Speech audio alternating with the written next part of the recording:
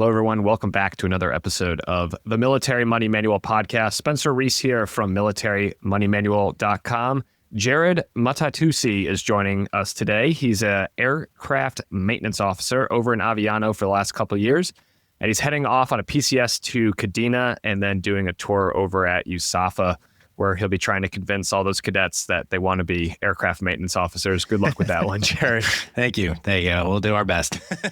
That'll be a tall order. He goes by Tusi, and you can find him on the Military Miler podcast, where he talks about military credit cards, military rewards, military travel hacking, also militarytravelrewards.com, which is kind of what inspired having him on the podcast. But we've actually been in contact for the last couple of years just on all kinds of various military money, military investing, military credit cards topics. I think this podcast has been a long time coming, Jared. Our conversation has been ongoing, but welcome to the podcast, and I'm glad to have you here. Thank you. I'm pretty stoked to be here. It's crazy when I had just gotten here at Aviano when I first reached out and asked about tips on just personal finance trainings in general. I was running some for some of the aerospace ground equipment guys, trying to help them understand what the TSP is, how it works, and how to read your LES and all that stuff. Yeah, so you were able to help me with some products, some slides and things, and that's where it all started. And then over the years, you've dropped a few tidbits here and there of, hey, maybe someone out there should do this. And I know since you've left active duty, there's maybe you're a little bit limited on some of the experimentation you can now do with some things. And so I was like, I'm still in it, so I can go ahead and I'll send it. I'll put the application in. I'll see if I can upgrade the card and see what works. And that story, I think you're referring to the Chase Freedom upgrading to the Chase Sapphire Reserve. So tell us, how did that go, and what did you do tactically to get that going? You and Jamie had been talking on the podcast about upgrading Amex Gold and Amex Green cards to additional platinums. And the rules are that you can have, up to 10 Amex Platinum cards. You just have to go through the upgrade process. And you had said, well, I wonder if anyone can do this or if anyone has done this with the Chase Sapphire Reserve, because I haven't done it. And so I don't know. You don't know what you don't know. And so I was like, well, I've got a reserve and I've got 2 Freedom cards, and both my Freedom cards are more than a year old. And the way that product changes work is for pretty much every bank, once you've had a credit card for 12 months or more, you can then call the bank and you can change that credit card to a different credit card within a certain family of cards. And so I could upgrade the Freedom cards to Chase Sapphire Reserves. And a lot of people don't think it's possible because Chase has rules that you can't open another reserve if you already have a reserve. But changing the credit card that's tied to a credit account isn't considered opening a new card. And I was like, well, I can call, and the only thing that matters is that your credit line has to have a minimum of $10,000 on that card account in order for it to upgrade to a Sapphire Reserve. So when I called Chase, they said, hey, sorry, you can't upgrade your Freedom because your Freedom Unlimited, because it only has $2,000 of credit limit. And I said, okay, well, can I move $8,000 from another card? And they said, yeah, sure. So I moved the $8,000 to that card, and then they processed the upgrade. And then I called right back and said, hey, I've got another Freedom card. Can we move some money to that one? And then went ahead and upgraded it. And a couple of days later, and I had 3 Sapphire Reserves. And my wife had a Sapphire Preferred and no Freedom cards. And so, we referred her. She got a couple Freedom cards. And then a year later, we upgraded those. And so now we are rocking the 6 Sapphire Reserves. And with all those big changes that came about with the Chase Sapphire Reserves revamp last year, now we're like raking in all of the quarterly and the semi-annual and the annual benefits on those cards. So that was a little tidbit that I learned from you. We've been enjoying it. So thank you. Oh, yeah, you're very welcome. And I mean, it just shows like the power of like an offhand comment. And also, just since we're both podcasters, I listen to a lot of podcasts, and that's kind of, what inspired me to get into podcasting originally. And it is crazy how you might listen to hours and hours, hundreds of hours sometimes of podcasts, but every once in a while you just get this like little morsel and you're like, ooh, I wonder if that applies to me, or I wonder if I could go do that. And then you try it and you're like, hey, that worked. And to that podcaster, it might have just been an offhand comment that they were like, I don't know if this works. It's like, somebody go try it. And sure enough, it can be, maybe not life-changing, but hey, it's kind of nice to have, what was that, 300 times 6, so $1,800 of annual travel credit between you and your wife. And again, amazing. Like, think of what people will do to win, like a $50, $100 Amazon gift card. And for no annual fee, for no effort, you and your wife can get $1,800 of hotels or airline tickets and pay $0.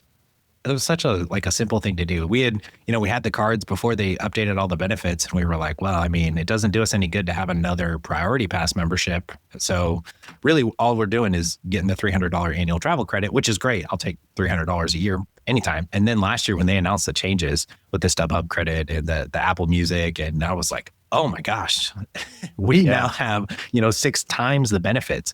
And so this just went from being, another card to now like a huge income source, really. Given that we live overseas, there are so many credits we can't use for ourselves, but that doesn't mean we can't use them. So we purchased some gift cards to restaurants to use the dining credit, and we send those to family members back in the States. We're like, hey, go enjoy this food. Hey, here you go. Hey, please, take advantage of this because we can't use it. So, here's some StubHub tickets and whatnot. And I find that super fun.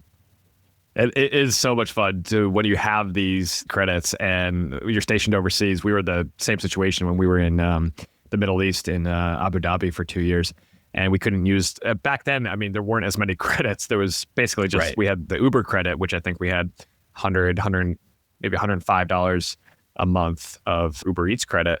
Yeah, I mean, that was lunch or dinner for a family member every month, and just being able to be generous with those credits that you're not going to be using anyways because you can't. Really unlocks a lot of giving, and you start to scratch that giving itch, and hopefully that leads to even more generosity and more giving.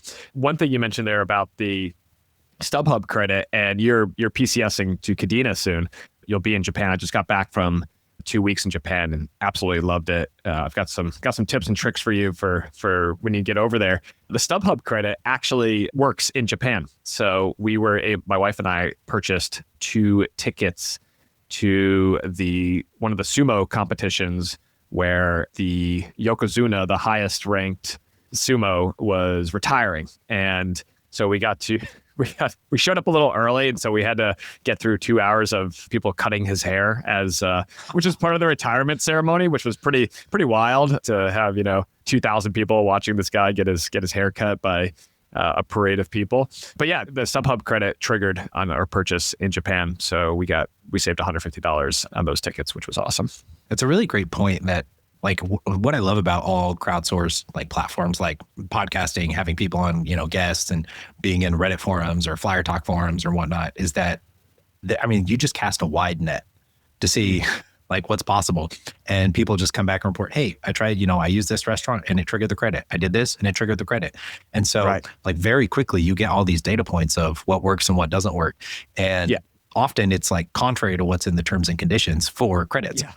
Because the StubHub, it says that it should only be used, the credit is only eligible for reimbursement in the States.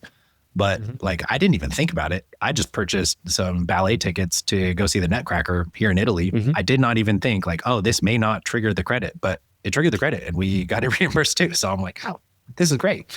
And that's what I love about these, the tips that you get from other podcasters, just from other people is, hey, even though it says this, you can actually do this and it works for just about everybody. I think it's great too if you kind of go into it with a beginner's mind, and the United Travel Bank, right? So you can set your Amex Platinum or your Amex Hilton Honors Aspire card. You can set the airline that you get the airline fee credit reimbursement on to United, then go to united.com, go to your mileage, and then go to Travel Bank, and then you can purchase United Travel Bank credits. You have to buy it in $100 increments, which is kind of annoying, but the most recent data points are, and I just did this in January, that it does trigger the reimbursement credit. So if you look at my Amex or in Monarch money, if you look at the month of January, it's I think it was 16 United transactions of $100 and then 16 reimbursements the next day. Yeah. And which is kind of annoying as a bookkeeper, but whatever. That's what Monarch is for. But again, if you go into it assuming hey, this isn't going to trigger the credit and I'm going to end up with $1,600 of United credit and I'm going to be on the hook for it, that kind of relieves the blow if it doesn't work. So same thing with StubHub. If you're going to go to the Nutcracker anyways, try it. And then if you're on the hook for the $150, you're like, oh, well, that didn't work. But if it does work, it's hey, this is great. And then you can let other people know about it. And it's not like you were trying to violate the terms and conditions. It's just, like this is the way your system is set up. And if Amex goes and listens to this podcast later, or I guess that would be Chase, and they're like, "Oh, we need to fix that glitch." Like, okay, that's fine. But until the system automatically updates and recognizes that transactions outside the United States violate the terms and conditions, it's like, hey, we're just gonna keep doing this, and if you're gonna keep giving us the credit, then that's on you. Yeah. And with that United credit, I have a friend who like big Delta loyalist, like only flies Delta all the time. And she was telling me how she uses the credit, and she has to make a booking and then she has to cancel it. She gets she then has to like take the credit, add another, like split the purchase for the next flight with. And I'm like, oh gosh, that sounds so complicated. Like, I mean, props to you for doing that. But I actually just purchased United Travel Bank, and like, I set it and forget it. And you can pull up my United, and similar to you, it'll show, the last 15 transactions and when they expire 5 years from when they were purchased. And I was like, every year we get $1,600 in United Travel Bank. So I can put aside my, preference towards whatever airline, which I don't even really have, but like, I'll take the $1,600 in United Travel Bank and not have to worry about any of the other hassles of trying to, work the system when I know this one works. Like, it's super easy. And so when I explained that to her and I showed her some screenshots from my phone from Amex, she was like, oh, I think in January I'm going to switch to United. And I was like, The whole airline loyalty thing, it doesn't really make a lot of sense unless, if you live in Atlanta, okay, like you're just going to be, defaulted to Delta. I live in New Zealand, so a lot of the direct flights are Air New Zealand. So I have elite status with Air New Zealand. But honestly, I'm more preferential to a direct flight. If I can find a direct flight, or if I can find a flight that I can book on points and miles, I'm just going to book that. And a lot of those loyalty things aren't really worth it, because like if you're flying in business class or first class anyways, it's not like they can upgrade you. It's not like It's not like they're going to give you a better experience. And and like lounge access, like all those things that you get with loyalty, you can just skip by just purchasing directly. And when I say purchasing, I mean, a lot of times points and miles gets you the same class of service as if you had paid cash. So, if you're in United Polaris, or like if you're flying Air New Zealand business class out of Houston, IAH, for example, you get access to the United Polaris lounge, and they don't know whether you paid cash, whether you paid points. They don't care. They just know that you're in that class of service and you get access to that lounge and you get all the benefits of it. So I like to, anybody who's like chasing status or like loyal to an airline, unless you're like, I know people who commute, they fly in Monday and they fly home Friday, and that's 100 flights a year. If you fly with the same airline every single flight, that's going to add up. But if you're just kind of onesie twosies here and there, and you don't have like kind of a set route or a set destination, then I don't really see why people chase loyalty anymore. Spencer, if you don't mind, I have a couple questions. I would love to just like pick your brain. And so I wanted, let's see, I wrote down a couple of them. Okay. So big one. So in the sense that we both podcast about, points and miles. And I know you guys do a lot with the TSP, which I think is super awesome for educating people on the thrift savings plan. How do you think you've changed over the years? Because you've been running Military Money Manual now for like a decade, longer? I don't even know. It's been a long time. So how do you feel like you've grown and changed over these years? Initially, there was a big lack of confidence. Like I could see what I thought was the right answer, but I wasn't quite sure that it was the right answer. And I still have this approach too, where if I read something that contradicts what I think, I'm curious, right? I'm like, why is this person saying that active management is better than passive management? Or why is this person saying that house hacking and using the VA loan to build a real estate empire, like that's the best way to build wealth in the military? Because that's not what I've seen and has been my experience.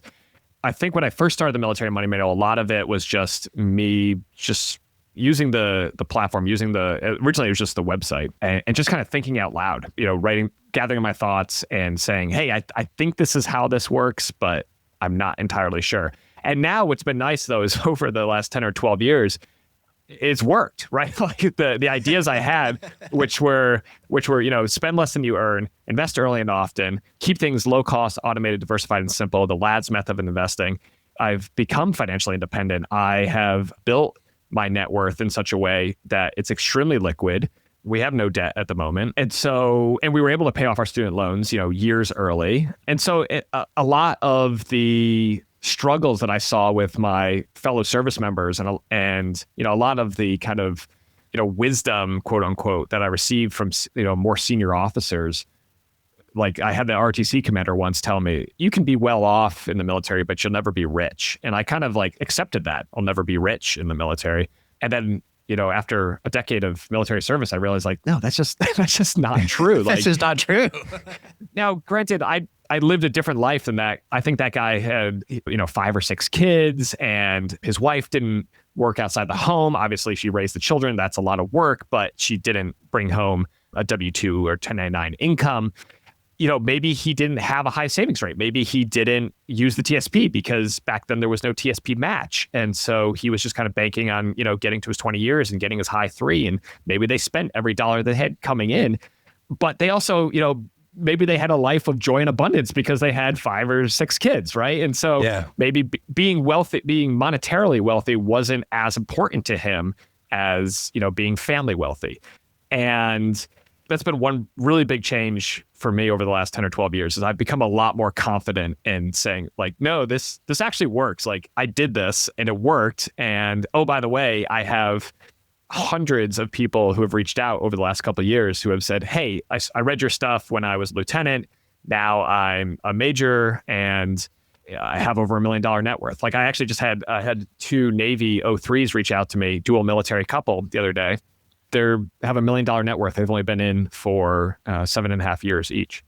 And so getting those kinds of success stories, I think has like really boosted my confidence. And, yeah, for sure. And it just showed that, hey, this actually works. And this is a path to wealth. I would say one thing that I have really changed on though, is that financial independence. When the podcast, I think we got rid of our intro a couple episodes ago.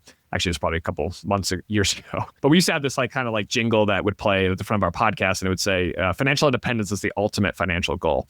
And I'm really glad that I said ultimate financial goal and not ultimate goal, because what I've discovered is, we've achieved financial independence. What I found is that it's a great goal. And when you achieve it, it's like, okay, yeah, that's great. Check the box. But there's so much more to life than money. There's so much more to life than getting to this mythical number. And especially if you do it early, like in your 30s, or there's some crazies out there that do it in their 20s. But even if you do it in your 40s or 50s, I think what a lot of people realize is like, okay, I achieved the goal, but now I'm going to move the goalposts. And Morgan House likes to talk about like how keeping the goalposts or not moving the goalpost is the best way to achieve financial independence and achieve financial success. And I would disagree. And I would say for most individuals, you can't stop moving the goalposts. So what you need to do is either slow the goalposts moving or just get to the goal and then recognize that you're going to want to move the goalposts, and that's okay. Whether that's a better car, a better house, more luxury travel, more kids, just spending more on the stuff that brings you joy and happiness and generosity, then you're gonna that's okay. Like it's okay to move the goalposts and recognize. And even if that means that, hey, you were financially independent at this level, let's say $80,000 a year, a $2 million net worth, but you might say, look, like that, I could fall back to that lifestyle if I need to, but I don't want to. I want to keep going here. And if you're enjoying your work, and if your work has become play and your play has become work, then why not? Why not keep going? Why not keep moving those goalposts? And I think as long as it's intentional, that's the big thing is, you see people who don't have that freedom. They don't have that flexibility. They have to keep working because they have debt or they just haven't achieved that financial independence number yet, or they just don't know that they're there. You see it a lot with military retirees who they retire, they're collecting VA disability, they're collecting their military pension, they have TRICARE for life, and they have a multi-million-dollar portfolio, and yet they're still grinding it out at some government contracting job or GS job to earn like a second retirement or to just pad the wallet a little bit or pay for the kids' education, which is fine, which is admirable. But if they just sat down with a financial advisor for an hour and they could show them like, oh no, you're done. You're done whatever you want to be. And they might decide, oh, I don't want to be a government contractor. I want to start a business, or I want to volunteer more, or maybe I want to go to seminary and become a pastor. And you can do that on, maybe you don't want to live on a clergyman's salary, but maybe because you're financially dependent, it's fine. You're like, I can even do this for free. I don't need to be compensated for it. There's a lot of other things, but I would say I'll highlight those two. Confidence in kind of my messaging, while at the same time trying to be humble and have a beginner's mind about it, because I don't have all the answers. I know I don't have all the answers. And there's things that I wish I could be more confident about, but I don't know the future. So like when I tell people like, hey, investing in heavier stocks than bonds is probably going to outperform in the next 10, 20 in your investing lifetime. I hope that's the right answer, but I don't know, right? Because the future is just unknowable. But if we look at historical trends, owning companies basically since Columbus's time, actually even before that, right? Like owning a company, even back in like Roman times, was the surest path to wealth, other than being born into it. I would say that owning companies, so confidence has definitely increased. I would say that financial independence as kind of this like ultimate goal, I would say it's a great financial goal, but just recognize that when you get there, especially if you get there early in life, it's hard to just then say, okay, this is it, and stop. And there's great books out there, but one of them I'll just mention is The Second Mountain by David Brooks, The Second Mountain. I'm pretty sure he was the author of that one. And he basically talks about how people get like, they ascend to like the highest levels of either, their profession or sports or medicine or like whatever they're doing, they get to the peak of the mountain and they kind of look around and they're like, is this it? Like, did I do it? And that's it. You did it. And then what happens is the metaphor he uses is they get to the top of that first peak and they look out in the distance. There's a second mountain out there. And now you have to go through this like dark, foggy valley to get to the second mountain. But what you'll realize is that like once you climb that first mountain, there's a second mountain. And I don't think he talked about this in the book, but I think when you get to the second mountain, you realize that there's not just a third mountain, but there's like a multitude of mountains. And now in your life, you can just pick, right? Like you can just be like, okay, now I'm going to go climb that mountain, whether it's like doing an Ironman or running a marathon, or now I'm going to go pick that mountain, whether it's, raising 2 or 3 kids, or being the best partner, spouse that you can be, or, maybe it's you stay active duty and you're like, I want to be a commander or a director of operations, and I'm going to climb that mountain. I'm going to be the best commander that I can possibly be.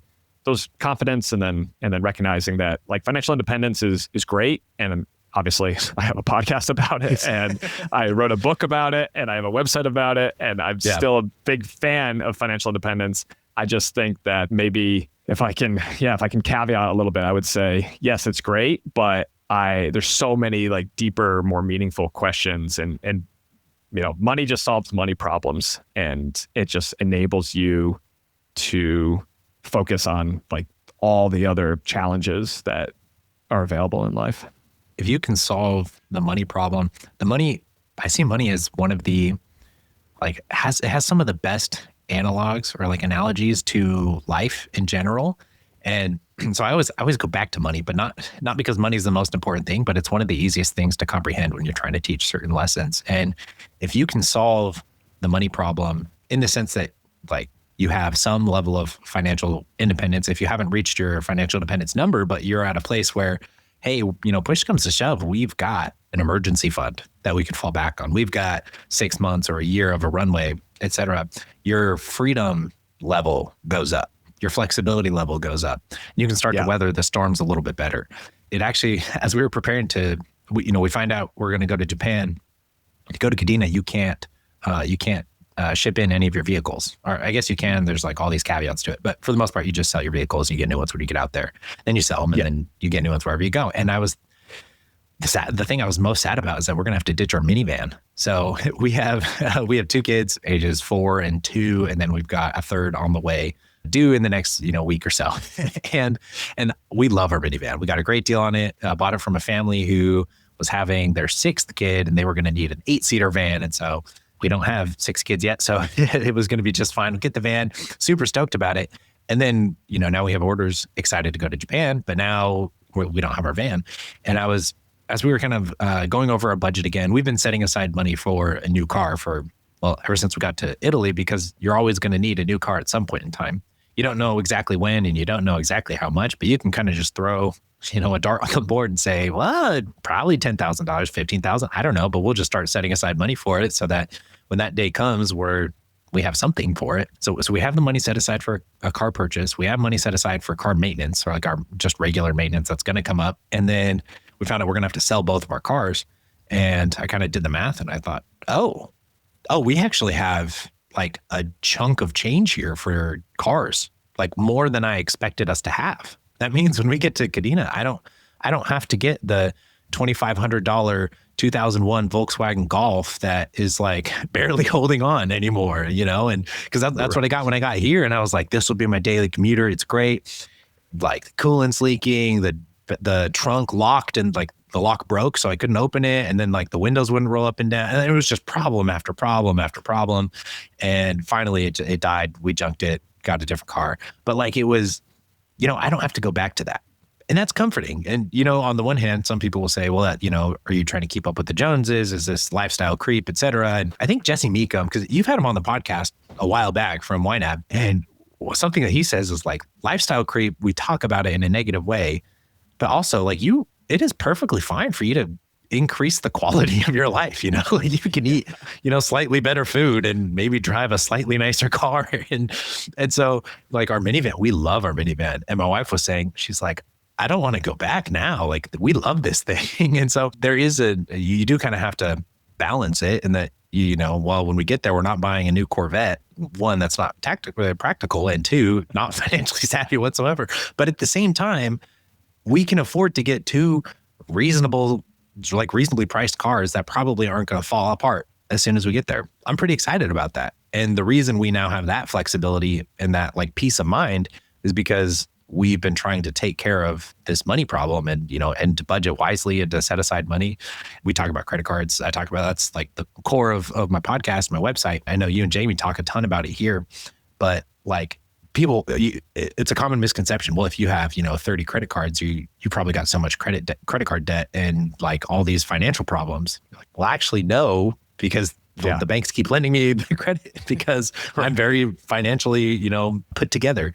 And once you start to tackle some of these money problems, like you now have the bandwidth to live a better life, to live a life where you can focus on, bigger problems, real problems. Like how on earth are we going to get our 3 kids and 2 cats out to Japan? I'd rather focus on those problems than like be super worried about the debt and the financial problems. But if you can sort out some of these money problems ahead of time, your freedom and your flexibility and your peace of mind go up significantly. That's just like a huge, huge benefit for sure.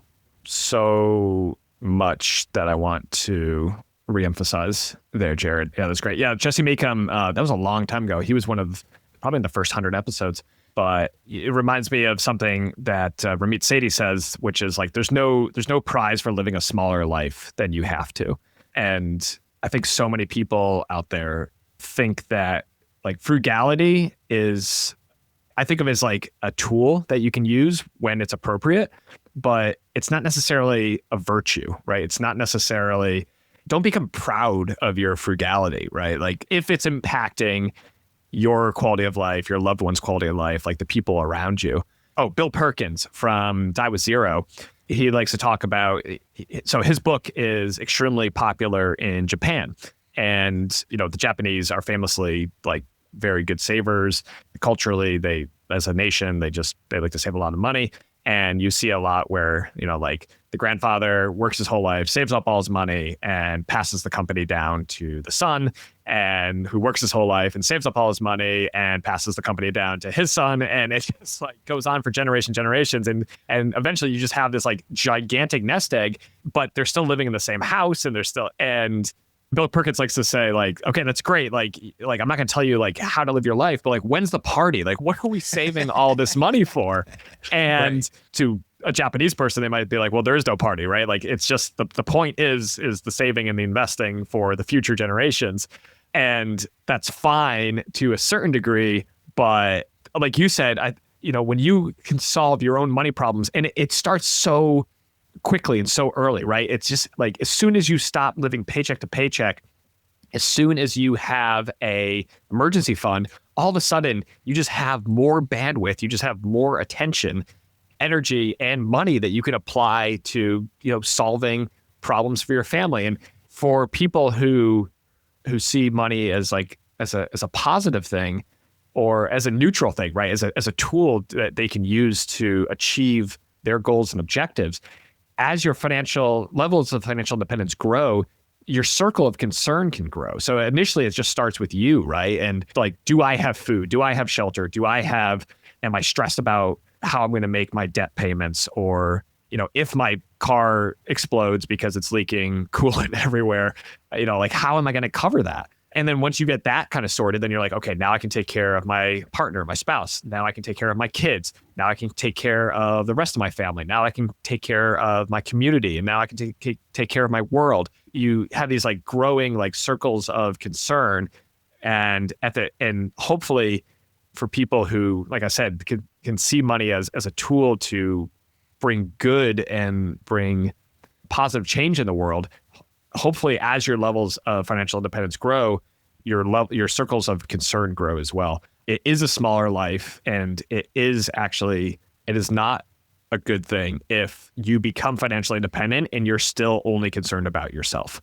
I think that is living a smaller life. And if lifestyle creep means that you get to drive a car that is mechanically sound, like that's, I'm grateful my life has creeped up a little bit.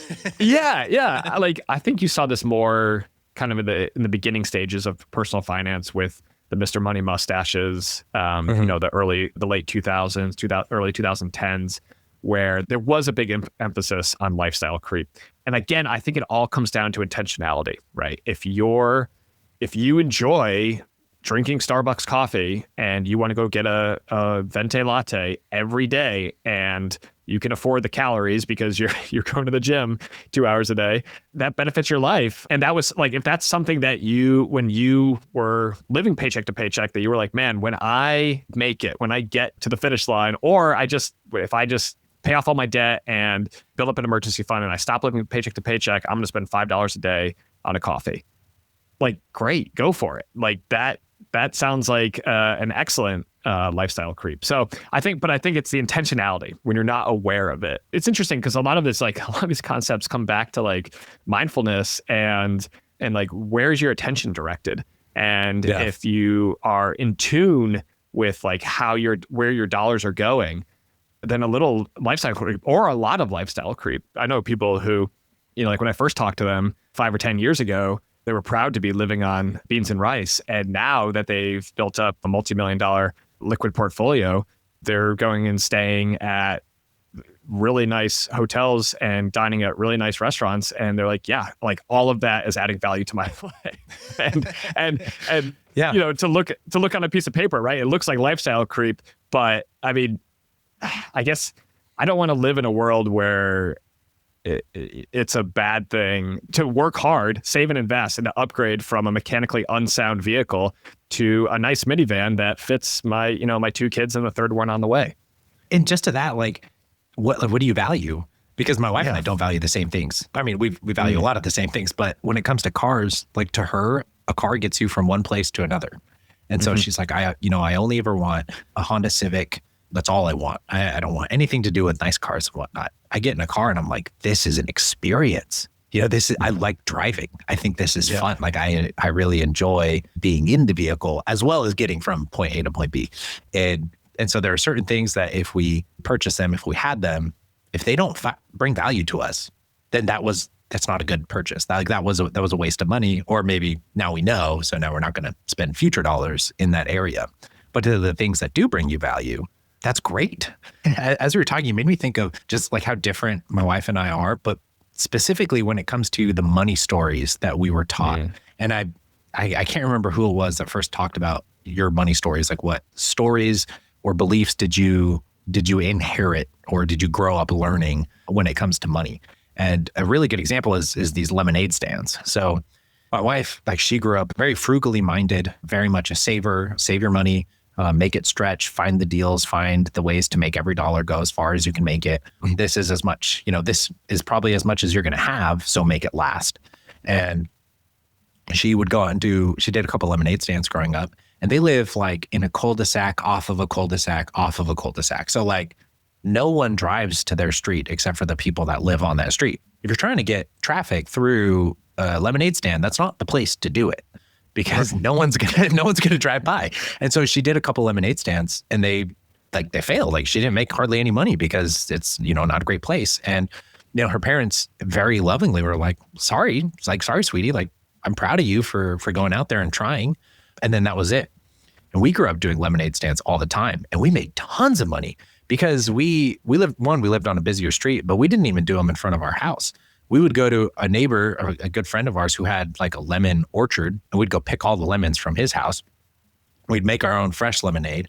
And then we'd also like bake cookies and brownies and things. And then we'd go to another friend's house who lived on a corner of a more trafficked street, but a place where like the corner of their house had kind of it was really easy to pull over if you were driving. You could very easily pull over out of the way. The streets are really wide. And so it was super easy for people to just pull over, and we're there on the corner, we're running out to people. And we found that if you went and if you took the money, you went and grabbed the lemonade and the cookies, and then you asked them if they wanted their change. Most of the time they would say no. And then you just keep all the money. Like these little things that helped us improve the system to the point where we were making $80, $90 on lemonade stands, and they were super successful. So we kept doing them. And some of the, with a number of other money stories, what I learned growing up was that if you want something, you can go out and make it. You can go out and find it. You can go out and earn the money to make it happen. But with that, I also spent everything I had. Like I made thousands of dollars in high school working all sorts of jobs and hustling. I have no idea where any of that money went. So like it's all gone now. Whereas my wife, didn't go out earning and bringing in money, trying to refine systems to make things more profitable. But the money that she did have, she stretched and she made very good use of.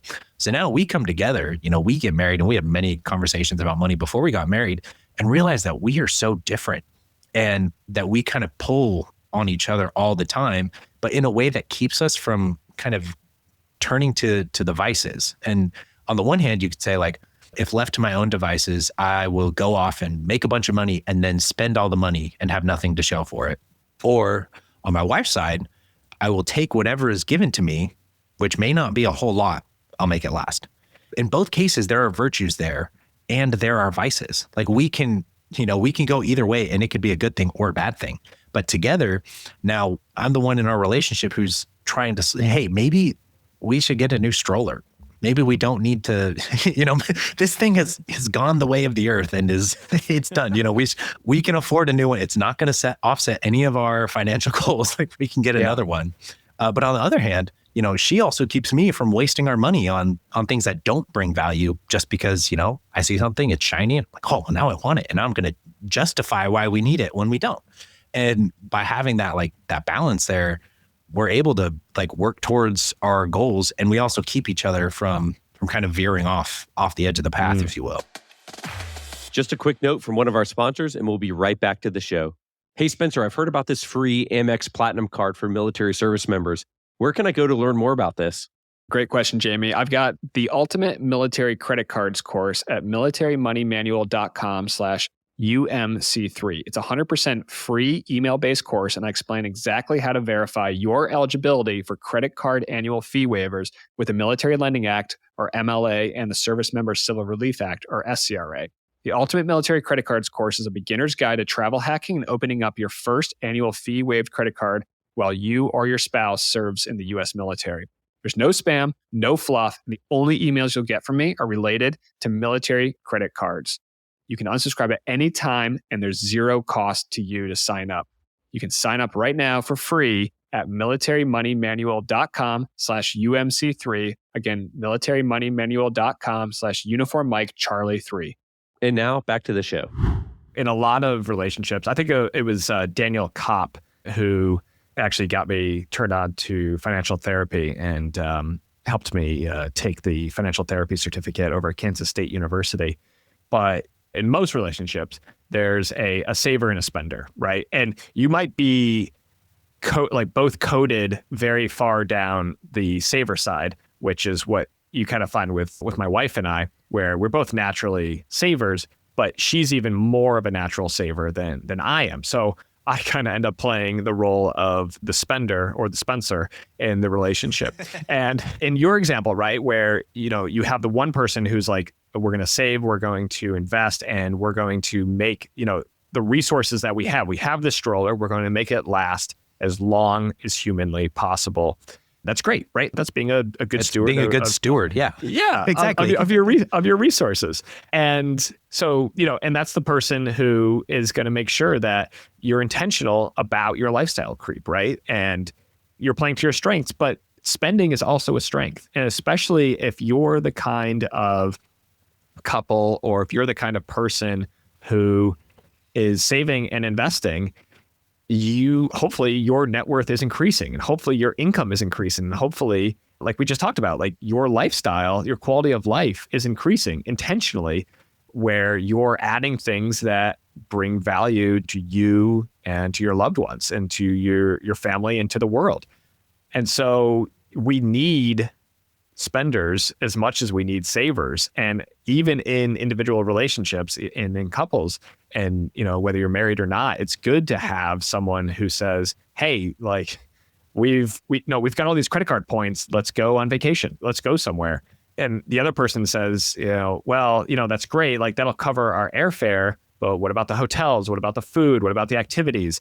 And you're like, right, okay, I'll go build a budget for the trip. Okay, it looks like we can do this trip for $3,000 out of pocket, and we'll cover the airfare with points and miles. Awesome. And so you have that one person who's kind of pulling you towards saving, and that other person who's saying like, look, that's great, we do need to save and invest, but in the long run, we're all dead, right? Like we can't take it with us.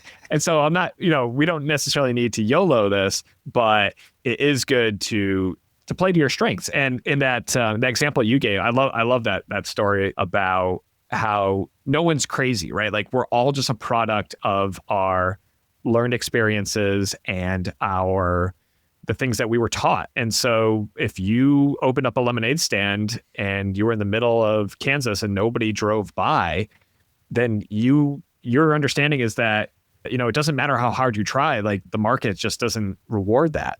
That's your life experience, is that I opened up a lemonade stand and nobody showed up. And so it's hard to get money from people.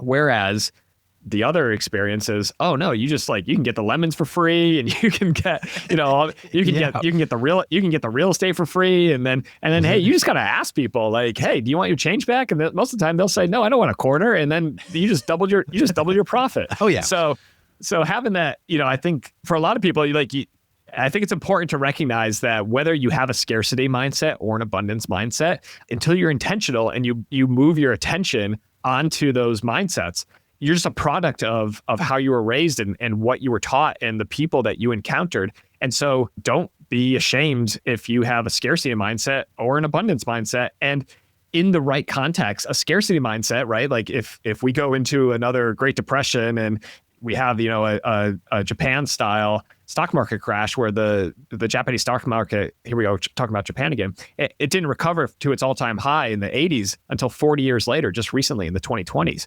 So in that case, it might behoove you to have a scarcity mindset. And, like our great-grandparents and grandparents who came through the Great Depression, having a scarcity mindset and making every dollar stretch as far as it could was a good thing. And you needed to do that. But you just need to make sure that you're, intentional. And are you in a situation where a scarcity mindset is going to benefit you more? Or are you in a situation where an abundance mindset is going to benefit you more? And I think if you're listening to this podcast, a lot of people listening to this podcast actually will have a scarcity mindset because they're thinking, okay, I need to save, I need to invest, I need to make sure I'm not living paycheck to paycheck, I need to pay off my debt. And those are all good things. But once you have done those things, I think it's time to start transitioning to more of an abundance mindset where you say, look, I have the skills. I've proven that I've had the skills, because I always talk about my wife with this, where, as our lifestyle becomes more and more expensive, I always say, look, we can cut back at any point in time. And we know that we can survive on $40,000 a year because we did it. We were lieutenants. We were a lieutenant. I was a lieutenant once and you were married to me and we did it. I think our paychecks back then were maybe $2,000-$3,000 a month as a second, like a brand new second lieutenant. And a lot of that was going to repaying student loans. Now, do we want to live that lifestyle? Absolutely not. But we know that we can, and we know how to rebuild. And that just starts with, again, living below your means, saving and investing. And we have all those habits, we have all those skills, and we're absolutely capable of, of basically getting back to where we are today. If you are listening to this podcast and, let's say that you just got back to a $0 net worth, like you've paid off your debt and you're back to $0. Or let's say you've saved your first $10,000 in the emergency fund. Or let's say that you've been in for a couple of years and you've just crossed that $100,000 mark. I think you need to reflect on that and say, look, I did it once. I could do it again. I have the skills, I have the talents, and I have the habits that served me well that first time. And if I needed to do it again, I could, but maybe now it's time to relax just a little bit. And, for us, that was when we got to Hawaii on my final assignment on active duty. We had been used to saving 30-40% of my take-home military pay. In fact, and sometimes it was as high as 50% when I was, deployed or when we were stationed out in a combat tax-free zone. But we got to Hawaii and we said, look, we want a house with a pool. We want to be near the beach. We want to be living in Kailua, in the best town on the windward side. And that meant that we were spending more than our BAH, and that meant that our savings rate, went down from 40% to 25%. But we'd already done so much hard work earlier that we were like, look, we can afford this. We can, and again, this gets back to the lifestyle creep thing where no one was going to give us a prize at the end of our 3 years in Hawaii for living in a place that didn't have a pool. But because we had a pool, we were able to host friends and family multiple weekends a month, for pool parties, for barbecues. And we were able to be that kind of, social hub for the squadron and for our local neighborhood that, if we hadn't splurged, it's just a lot harder to get people to come over when you don't have a pool. This is kind of a cool intersection where we're like sound financial principles for personal finance kind of cross with credit card rewards. And that being that one, how do you know if you can fall back on a certain level of income if you don't know how much your life costs you? If you have no idea what you're spending, you're just spending the money, then dude, you're toast. Like you have no idea how much you need. Like what are your actual expenses? In the same way that most of us don't know how much money we actually spend in taxes. Like, well, I get paid this much. Like, okay, but where's it going? I contribute to the TSP. Like, also great.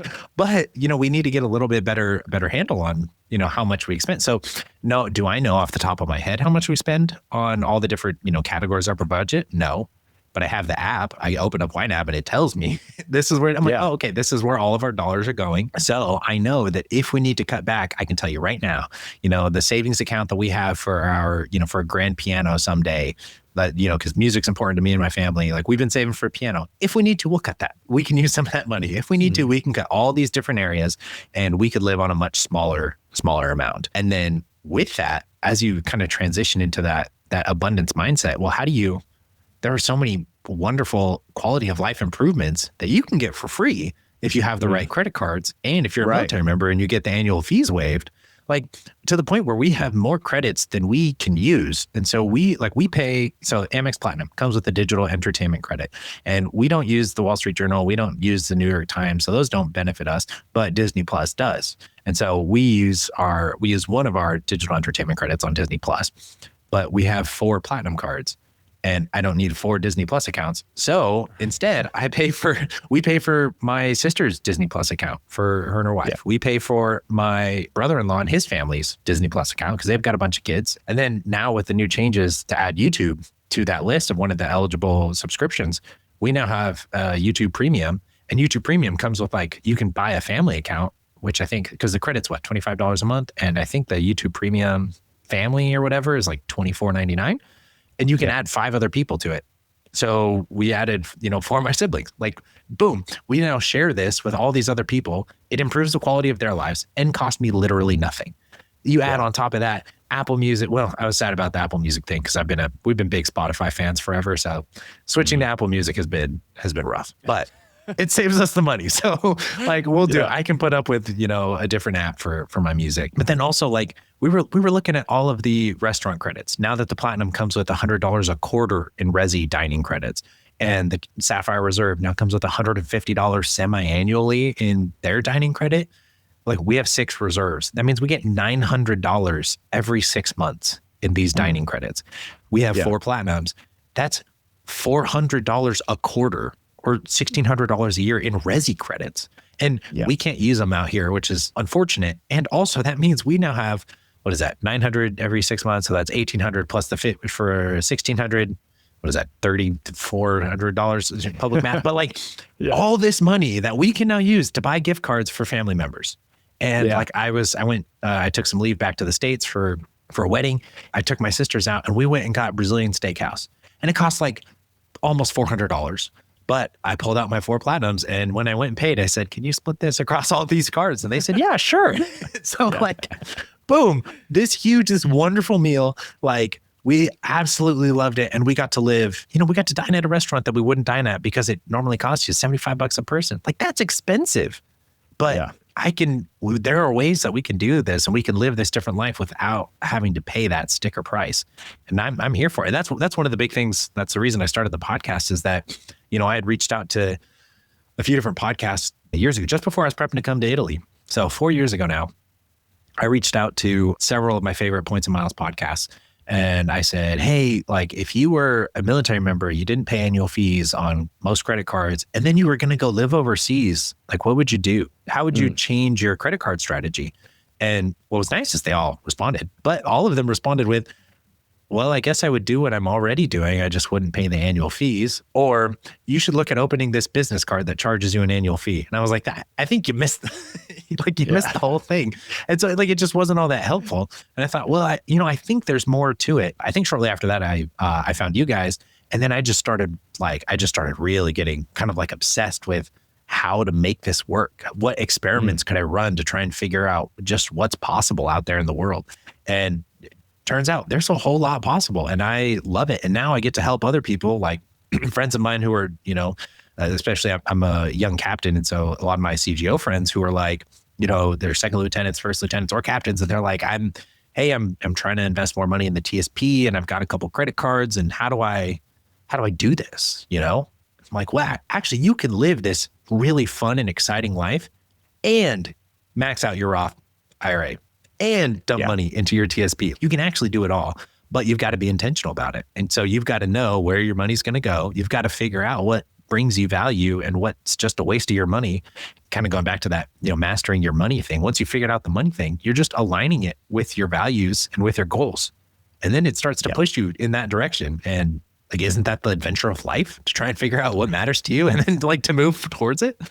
Going back to the very beginnings of life, like evolutionarily, right? Like what did the first cells try to do, right? They tried to, they had this goal of getting food or nutrients, and they moved towards it. And it's like, what are we doing today, right? It's the same thing. It's just a little bit more complicated because we've added these little plastic cards that sit in our wallets, but it's essentially the same thing. Like if you're just kind of, beep bopping through life without a goal or objective, then you're just going to be pushed around by whatever the Instagram algorithm feeds to you. And you're just going to want whatever, the marketers, like Coca-Cola, right? Like you're going to just show up to, like, I'm thirsty, and you're going to go to the BX and to the gas station and be like, oh, here's an ad for Coca-Cola. I guess I'll grab one of those. And, unless you've actually been intentional about this and you're like, no, I'm an athlete and I value my health, and health is something that's important to me. And so I primarily drink water or 0-calorie beverages. And so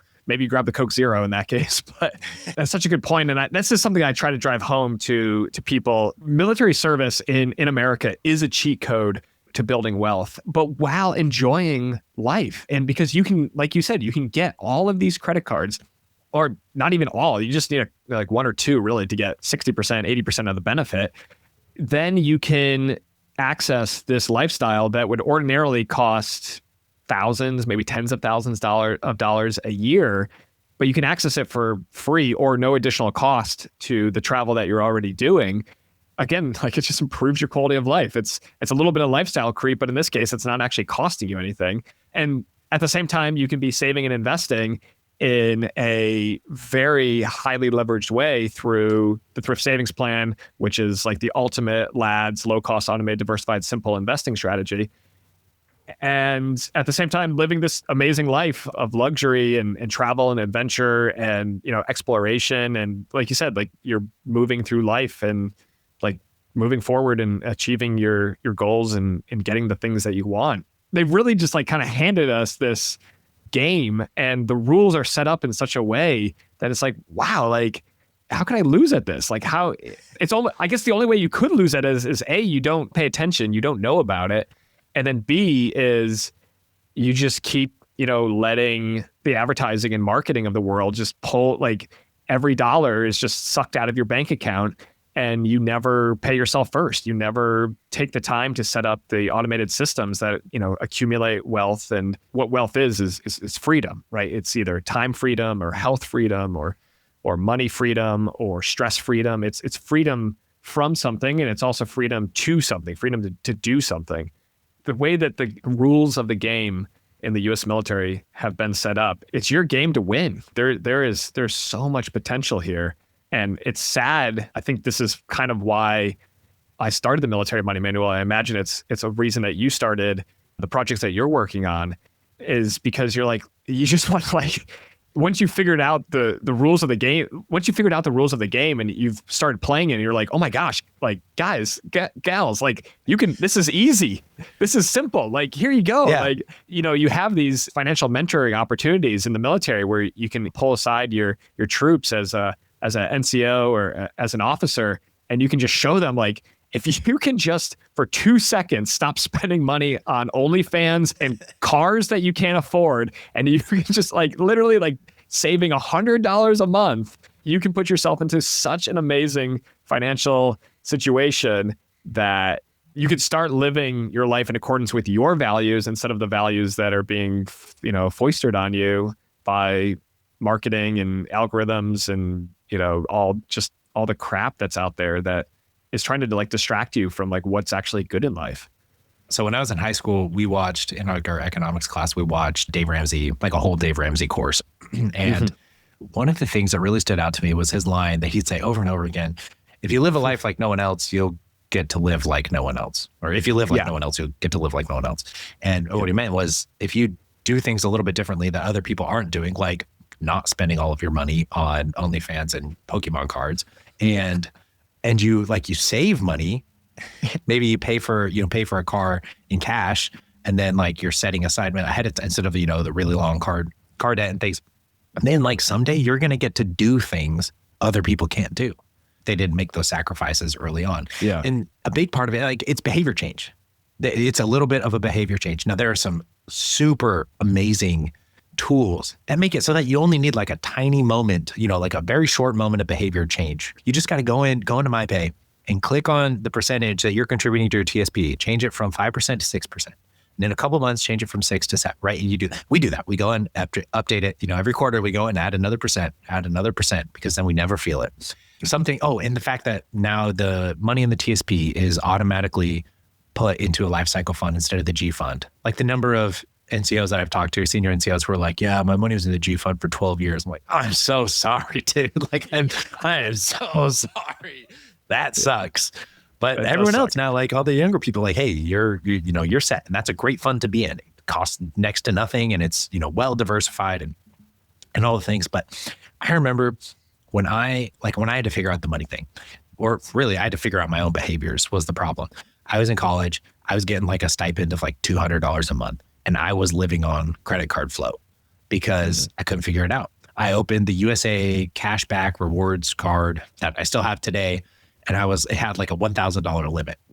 And actually, I got this card after a buddy of mine had tried to get me to open the Amex Platinum. I had no credit card history, no credit at all. He's like, oh, hey, man, I want my referral points. Like, open this card. And I was like, I barely know what a credit card is. So I'm like, sure. I got denied, dude. What happened? He's like, oh, you should probably just apply for it again. So I go in and applied for it again, denied again. A few months later, a real friend of mine, Jacob, he was like, well, of course you got denied. You don't have a credit card. You don't have a credit history. Of course, this is an ultra premium card. Like, just because you get it for free doesn't mean it doesn't come at a cost. So he was like, no, you got to open like open a USA card, use it for a while, and then you can go ahead and open for a platinum. So I opened the USA cashback card, and it took me, I'm not kidding, it took me a year. It took me almost 12 months exactly to not be on credit card flow, because every month, and I'm only making $200 a month. Like, I'm making next to nothing. Granted, the college is paying for, my food and stuff, but like, borrow an upperclassman's car. So I got to pay for gas. And then my buddies want to go to McDonald's, and we go to McDonald's, and like 3 weeks of the month have passed, and now I have no more money. But I have a credit card. So that last week, everything, I'm like, oh crap. Well, I'll try not to spend, more money on another Pop-Tart and another Monster, but I'm going to do it anyway. And then, and now I'm on flow. But then as soon as the new month hit, I'd pay off what was on my credit card, and I'd try to make it again. And every month it was like 3 weeks in, like clockwork, and I couldn't figure it out. Yeah. But, and I tried, I don't know how many different spreadsheets I made to try and figure out how to track my expenses. I didn't know about any of the good budgeting tools or anything. So I'm like hand jamming stuff into spreadsheets. And finally, after about a year, like, my money made it the entire month. And I was shocked. I was like, I think I said no enough times that my money made it. Like, look at that. And so finally I had that confidence in myself that, like, hey, maybe I'm not, maybe I do have some self-discipline. Maybe I do know that it's actually not going to bring me that much benefit, that much, value to my life if I go out to the movies again. Like, I can save the money. I can wait, we'll watch it later, whatever. And then after I kind of had that motivation or that confidence in myself, then I was able to open the Chase Sapphire Reserve. I was able to open the Amex Platinum, and all, now my wife and I have 32 credit cards. She just got approved for the Chase, another Freedom Unlimited card last night. Like, we've got all these cards, and I've got all this confidence now in my ability to manage my money because we worked on it. And they were behaviors a long time ago. Learned how to make some sacrifices in the short term so that in the long term, we could live a life like nobody else. And we've still got a long way to go in order to get towards our, financial independence goals and things. But at the end of the year, my wife and I do, I pull up our net worth tracker and I update it and let my wife know, hey, we just crossed this threshold. And she's like, are you serious? And, people make fun of us at work all the time because I'll be telling my chief or some of the seniors, like, oh yeah, well, I don't have enough money in my allowance yet to buy that thing. So I'm gonna have to wait until next month, because my wife and I make, like, we have a budget item for our allowance, which is our fun money to do whatever we want, no judgment. Yeah. And I'm like, well, I got to wait until next month before my allowance kicks in. And everyone's like, your allowance? Like, what are you, 12? Like, hey, you know what? 10 years from now, my net worth is going to be making fun of you. And, not really, but like, that's, that's the thing. We make some sacrifices now and we are okay with it.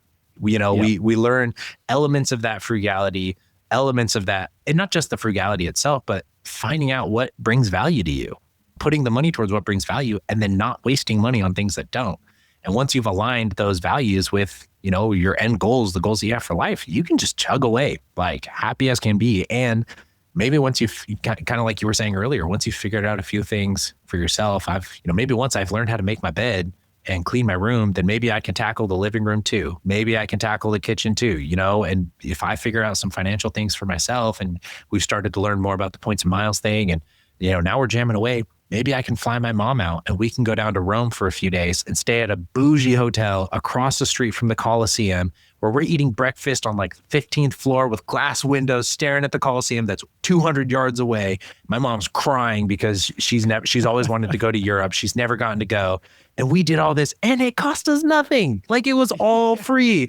The points, the miles, the elite status, like all of that, because of credit card rewards, because we figured a few things out. Because back in college, I tried to get off of the credit card flow on my $200 a month stipend. And now, we manage more money because, we've gone up in the ranks and a little bit more time and service.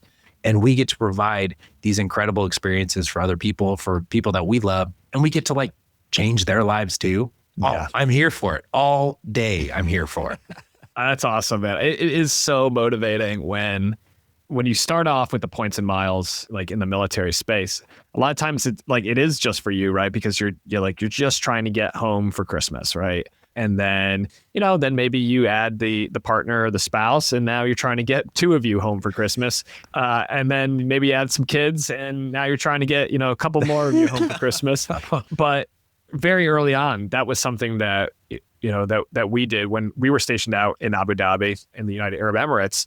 I wanted my parents to come out and visit, and I was able to bring them out in business class both ways, and they stayed with us. And that is a place that they would have never gone to by themselves, right? Like, no no interest, just it's just, like the Middle East, it's scary. But when they got out there, they loved it. They had an amazing time. My dad still talks about that. They still have the camel pillow that, sits on their on their couch. And, like my dad got to try sandboarding, right? Like when would he ever ride down a sand dune on a snowboard? And just to be able to have those experiences, with your loved ones, and to be able to expand the circle of people who are benefiting from the benefits that you receive. I mean, if that's not what life's all about, like, I don't know. Like, I feel like, I guess maybe this gets back to kind of that like abundance and scarcity mindset. Like when you are in the military, it's very easy, especially early in your military career, to have that scarcity mindset, because you just, whether you're on the enlisted or the officer side, you're just not compensated that well. But very quickly on the officer side, your income starts to ramp up. And on the enlisted side, you have access to all of these annual fee waived credit cards. And if you do it right, it drives me insane when people say, oh, I didn't make the welcome bonus spend because my natural spending isn't that high. That to me is like, well, then you weren't ready. You should have waited. But once you get to that level, and you're able to, put on your own oxygen mask first before helping others, it's such a good feeling to be able to be generous with your points and miles. And a lot of times people I've noticed this too, people have hangups about receiving monetary gifts. Like if you just went and like bought a plane ticket for a brother or sister or something, they'd be like, oh no, I got to pay you back. But if you tell them like, oh no, I had points and miles and I was able to do it on points and miles, and they're like, oh, okay, they can just receive it. So I think that it also enables you to be even more generous, and for people to be more accepting of the gift. Yeah, and not feel so guilty about it. Yeah. Because we live in Europe, and the number of people that we've been able to fly out to come stay with us, whether we're paying with points and miles, whether we're paying with United Travel Bank credits, whether we're paying with, whatever the Chase Sapphire Reserves $300 annual travel credit, like getting all these things reimbursed to fly people out, whether it's we're celebrating somebody's 30th birthday, like my sister-in-law, or my brother just otherwise wouldn't, he's a broke college student. Like he can't afford to fly out here. Like it's expensive. Yeah. Hey, we can actually fly you out here. And it also isn't going to put us off at all, because we can use some points and miles. Now they get the chance to come see another part of the world. And yes, being in the military has its costs, and the cost of it is you signed your name on the line to go do whatever the United States government and Department of War tells you you're going to go do, and that that has its cost for sure. But like when things are going well, like they get to go really well, and you just get to make more memories and have more experiences with the people you love. That's a huge part of kind of what you were saying of your like family wealth, or the relationship wealth, or richness of life.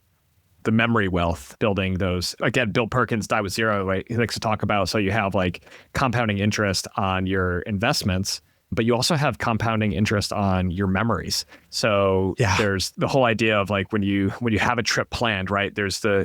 You get to experience the anticipation and the excitement of getting ready for the trip. Then you're actually on the trip. And then after the trip, you get to look back at the photos and tell people about it and talk about it. And so you get to experience, a holiday or a vacation 3 times. But it's the same thing for memories, especially with loved ones, right? So like, when you fly your mom out to stay at a bougie hotel overlooking the Colosseum, you have the whole planning that goes into it, then the actual experience of it. And then after the fact, you get to, now that's something that, you get to talk about at Thanksgiving or Christmas for, the rest of your life. Hey, Mom, remember that time we went out to the Colosseum? Oh, and they had that, pasta, and it was so good, and the tiramisu, yum. and every time you tell it, it gets better and better. And then you tell the kids and you tell the grandkids, and they're like, oh my gosh, shut up about the Colosseum and, we don't the tiramisu. Want to hear it. We don't want to hear true. it. But yeah. And it creates that. And then for your kids, right, it becomes this like story of the family. And then one day when they go to the Colosseum and stay in the nice hotel overlooking it, or maybe they stay in the youth hostel nearby, they can say, hey, my grandmother once came here and she talked about this restaurant, and oh, that restaurant closed 100 years ago, but that's fine.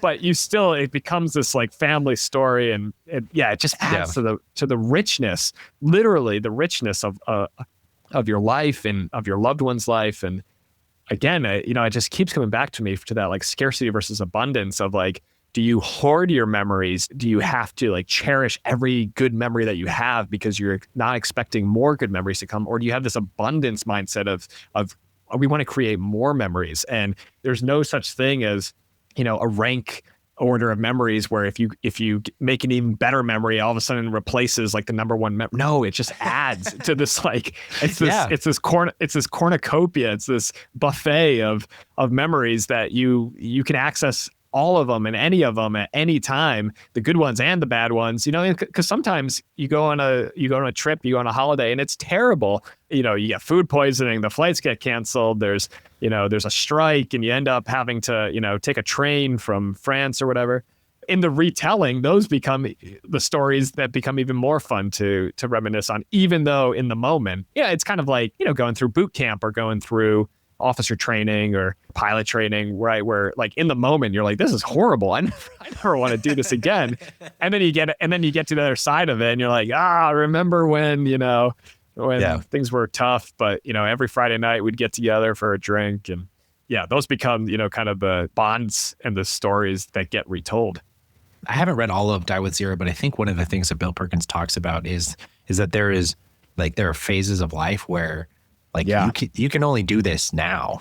Like if you wait until you're 65 and you're retired, if you loved wakeboarding, like you're probably not wakeboarding at 65 anymore. So you missed the window. And we think, as we think in military assignments, like, okay, well, we'll be there for 3 years and then 3 years here and then 2. Dude, that's 10 years from now. How old are my in-laws 10 years from now? My wife's parents are, I think, like 69 and 70.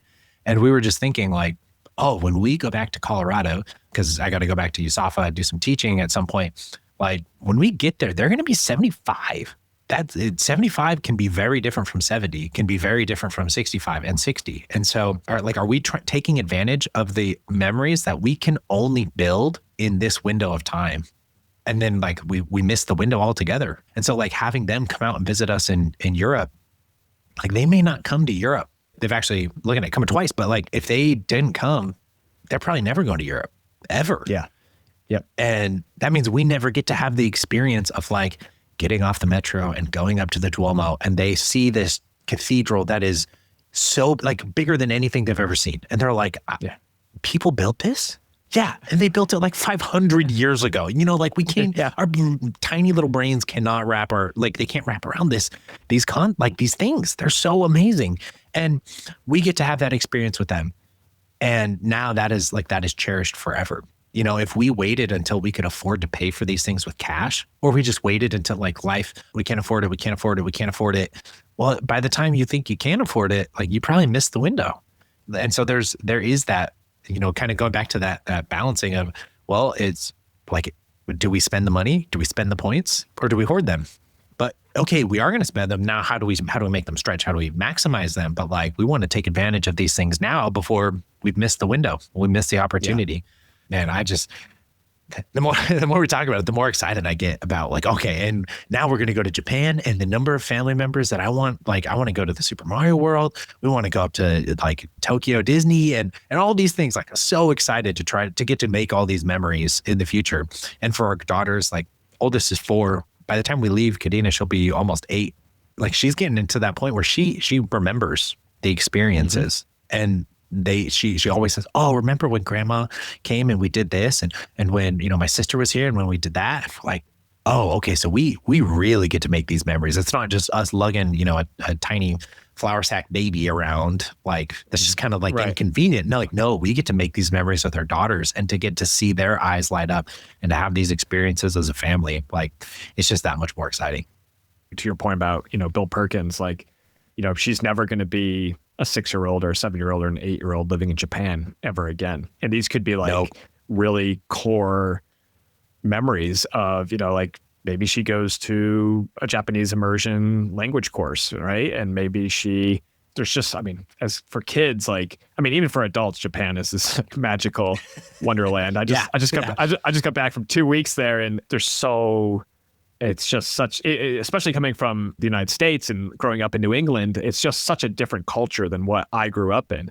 And there's so many things that I appreciate being a little bit older now about the country and about the culture. But I just think back to like, man, like because I never left the States when I was a kid, I never traveled outside the US, maybe to Canada until I joined the military. And, how much richer, again, there's that word, how much richer could my life have been, could my experience have been, could my knowledge and just the experiences I had if I had, traveled internationally when I was a kid. And to be fair, like I made up for it as an adult, hitting over 70 countries. Well, when I was flying the C-17, but to be able to live overseas as a military brat, I think is definitely special. And to be able to have the opportunity to fly loved ones out, to experience Japan, right? Like, that again, for a lot of American families, it's just not on their radar, and it's not even feasible, right? Because they just don't have the savings, they don't have the know-how, the experience of, even just like, how do you book a flight to Japan? And what do I do once I get there? Like all the classic questions of like, do they speak English? And just to have someone, who's there. Again, U.S. military service, I think, is this hack, this cheat code to building wealth, but it's also this like hack and cheat code to like building these like amazing experiences for you and your family. Because if you get an OCONUS assignment, you just, you're there, you have this kind of like, you have this base of operations that, family members can come in and they have, like a safe place to go back to, but they can go out and they can explore these beautiful countries that we get stationed in, like Korea and Japan and England and Germany and Italy and all over the world. It's so comfortable. It's so much more comfortable for someone to come stay at a house of their sibling, of their family member. Like, yeah, no, you're not crammed up in a Motel 6. No, you're like, this is our house. We live here. These are our neighbors. Yeah. We walk to the grocery store. We have cars. Yeah. It's closer for me to drive to the Venice airport than it is for my family in California to drive to LA, to the LA airport. Like that's how convenient it is. And up the road, there's a place that sells milk out of a vending machine. You just bring your own bottles and you put in your, like it's so comfortable. And so then they can come and you don't have all the stress and anxiety of like, well, where are we going to stay? And we got to, what do we do? These social customs as we're like walking down to the breakfast hall at the hotel. Like, no, dude, this is our house. Like we just lived, almost as if we lived in, Florida or whatever. But to what you were saying, my mom, so when we put in our dream sheet of like bases we want to go to and we put Japan on there, my mom was like, I want you to go to like Utah. We're like, what the? We put on here England, Germany, Spain, Japan. And she's like, Utah. It's like, well, we got some family in Utah, but like, we're trying to go all over the world. And to a lot of people, like, foreign travel or living overseas sounds like the scariest thing on the planet. She's like, I don't want you to go to Japan because I don't want to go to Japan. We're like, well, we do. And so then when we finally told them like, hey, we got an assignment, we're going to Japan. My mom's like, well, I guess I'll add it to my bucket list. And we're like, heck yeah, you're going to add it to your bucket list. We're going to fly you out here and you're going to love it. And then you're going to tell everyone about how excited you were to go to Japan and all these memories you made, even though 6 weeks ago, you didn't want to go to Japan at all. Like, yeah. And so we have always wanted to be the stepping stone for family members to get to go see parts of the world they never would have gone to. And now, even after we PCS out of Italy, my sisters are planning to take my mom to Italy, like on their own little trip to go to other parts because they're starting to see that, hey, like just because I went somewhere doesn't mean I don't ever get to go there ever again. I don't have to see every single thing at that place and I don't have to eat every single dish. I can actually just go and just kind of see. And if you go with the mentality of, well, I can come back.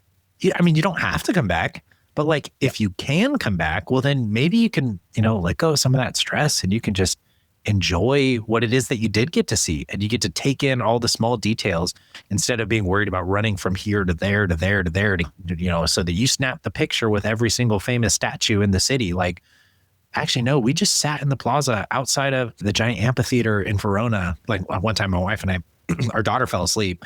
And so we're just like holding her. And so we grabbed some gelato and we sat on the steps of a museum right in front of the amphitheater. We sat there for 2 hours just watching people because it's a, pedestrian only place. And so we're just like people watching in Verona, Italy. And it was one of the most magical like memories that we have of some of our early travel in this country, because we just sat there. We're just taking in all the details. And guess what? We didn't see half the things there are to see in Verona. And that was perfectly fine. And yes, we've been able to go back, but with that mentality of, well, maybe I could go back, so I don't have to worry about it so much. And like, so now I can see the expansion of the mindsets of my siblings and of my family.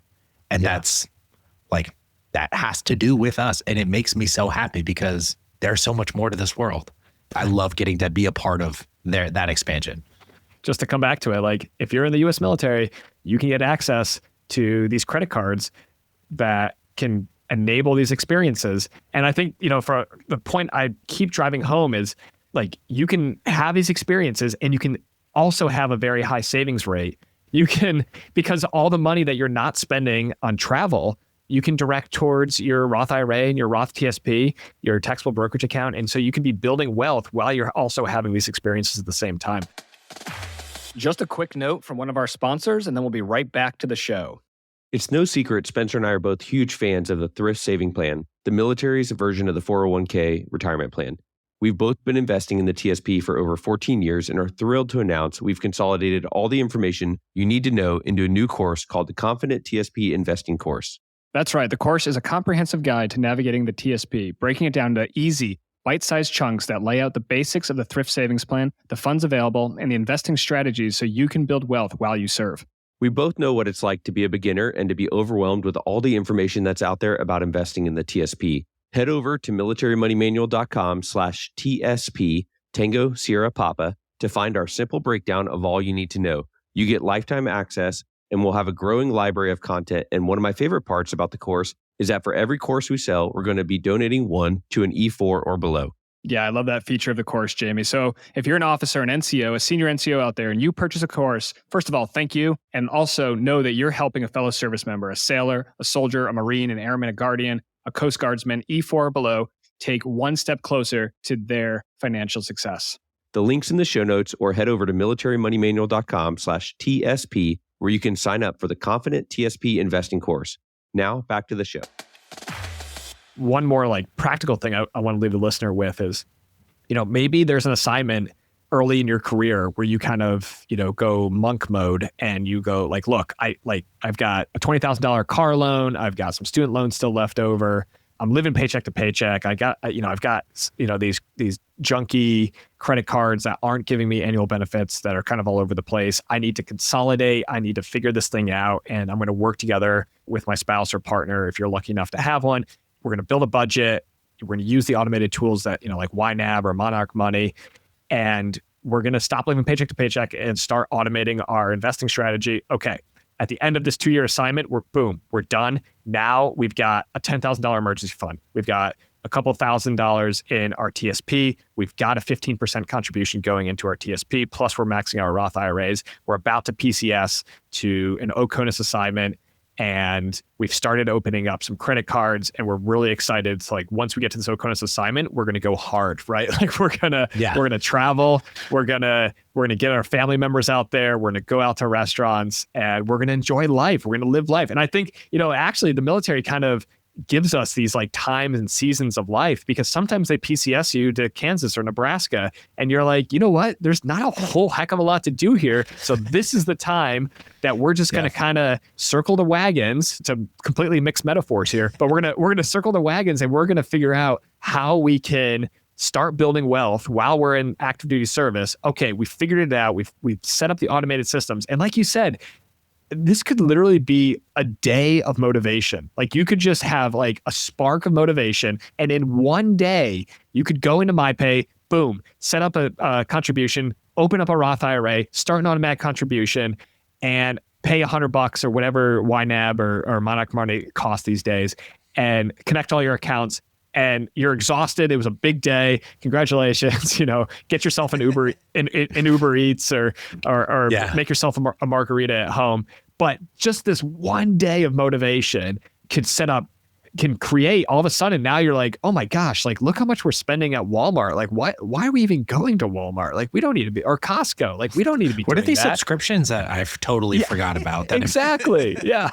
Yeah, why are we paying? And why haven't we put these subscriptions on credit cards that have subscription reimbursement, like the Amex Platinum card? So just as like for one day of motivation, you can completely change the trajectory of your life. Actually, that's a really good idea. Maybe we should like set up some kind of program called like 1 day of motivation. And it's like 8 hours of just boom, boom, boom. Here's 4 things. Do this. Yeah. Do this. And you're done. And like, just don't even open it back up. But what's going to happen is a month later, you're going to have that money meeting with your spouse and you're going to review Monarch, you're going to review YNAB, and you're going to say, ooh, we didn't quite hit our goal in this area. We overspent here.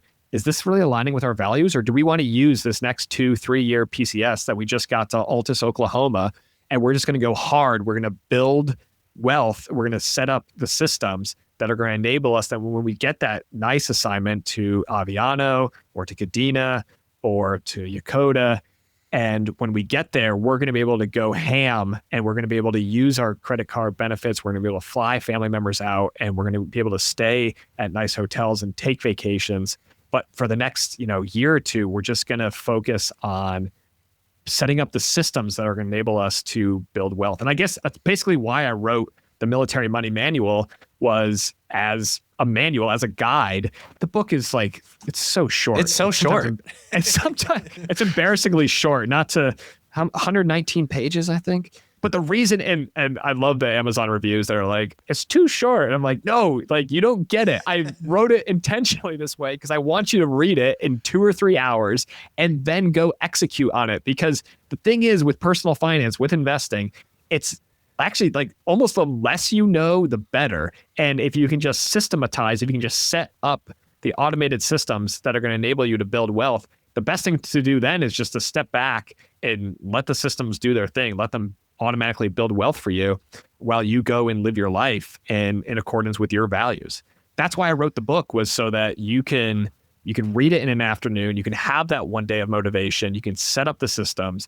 And then you can go live your life and move on. And if you read the book and you implement what I put in there, you will achieve financial independence at some point in your life. It's guaranteed. I guarantee it. But it's just a matter of when, right? And that comes back to, to savings rate. That comes back to return on investment.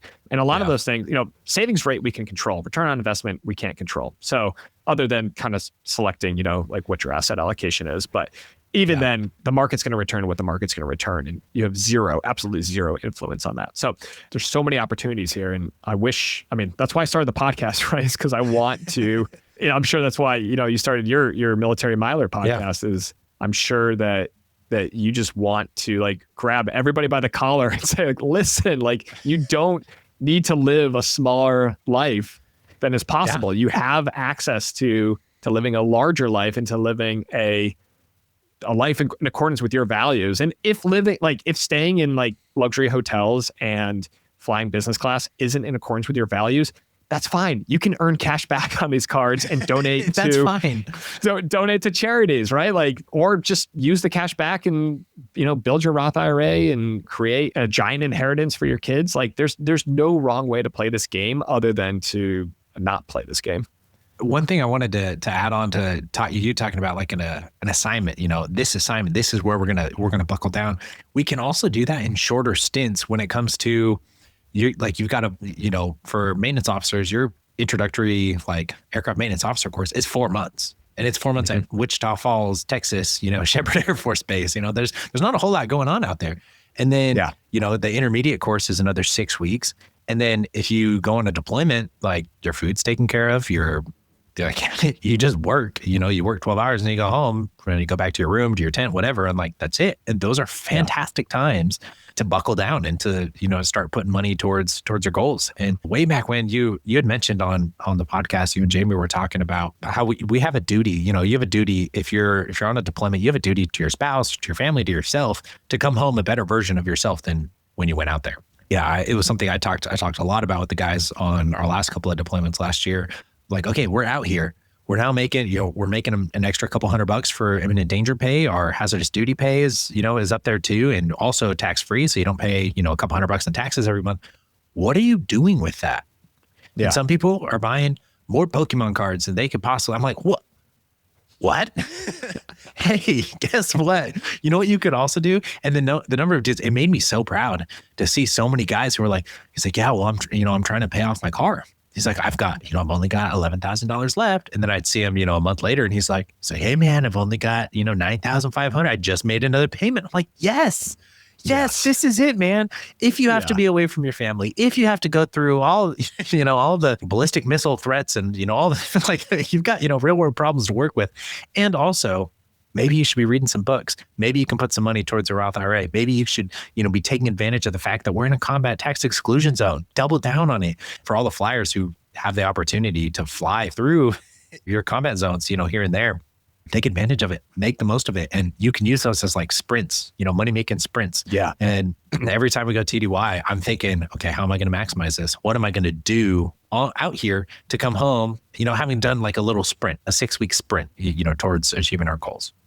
I love that concept of the sprint. And I had an article on my site years ago. Deployment can be the most financially beneficial time of your life. Your income is higher, your expenses are extremely low.